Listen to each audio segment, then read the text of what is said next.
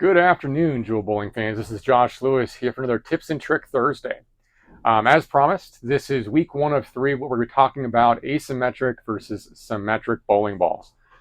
In today's tips and tricks, we're going to focus in on the general differences between asymmetric and symmetric cores and the overall shapes you can expect out of those two types of bowling balls. Next week, we're going to focus on asymmetric bowling balls in particular. We're going to be on the lanes looking at the dynamics of the roll, and we're going to be discussing when and when not to use asymmetric bowling balls.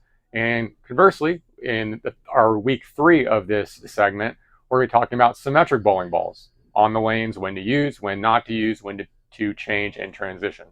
So we're going to get started by looking at the two balls and see what each means. Okay, so asymmetric versus symmetric bowling balls. I have with me a 900 Global Eternity. This is an asymmetric example. And on the left, we have a Phase 5, a symmetric example. So before we get too far in, what do those two terms mean? In very simple language, an asymmetric bowling ball means before you put any holes in it or anything else, if you hold that ball in your hand and you were to take and divide it in half, there would be more mass in one half than there would be in the other.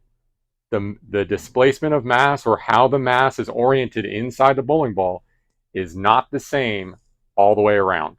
Okay, no matter how you turn it, there's a different mass distribution inside that bowling ball. Conversely, symmetric means that as you take that ball in your hand and you cut it in half, the two sides will be equal in mass.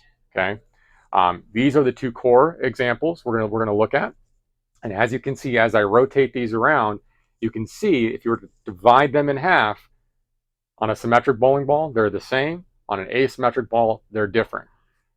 So what does that mean for the dynamics? What does that mean for how the ball is going to roll? We're going to get into that in just a second. Asymmetric bowling balls. What kind of shape are we going to expect to see on the lane? Typically, the asymmetrical bowling ball will get to skid down the lane.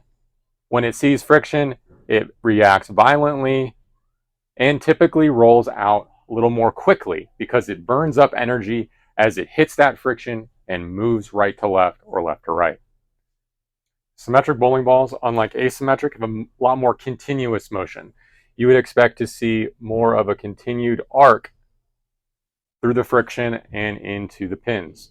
Unlike asymmetric, the violent reaction off of friction, you're not going to see that with symmetric. You're going to have more continuous motion front to back and continuation in the back end.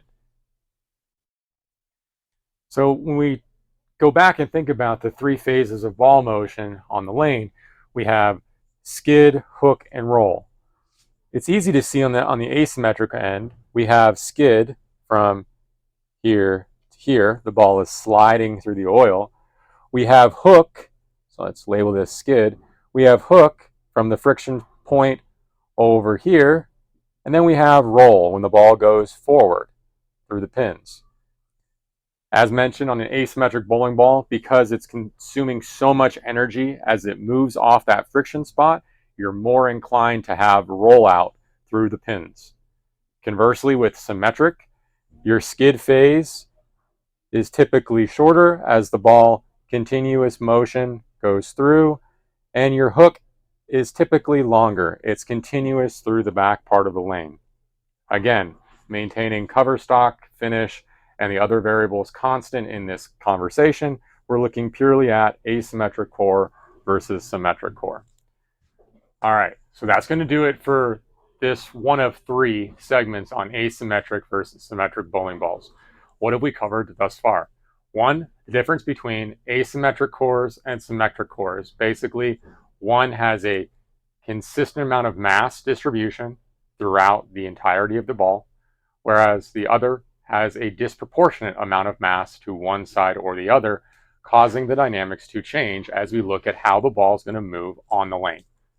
Very bluntly stated, asymmetric bowling balls will tend to flip harder off of friction and tend to roll out sooner, whereas symmetric bowling balls will tend to have a more consistent motion front to back and be more continuous in the back end. So We're going to talk more about when to use each of these bowling balls over the next 2 weeks, and when not to use them, and what to be on the lookout for as you watch your ball motion on the lanes.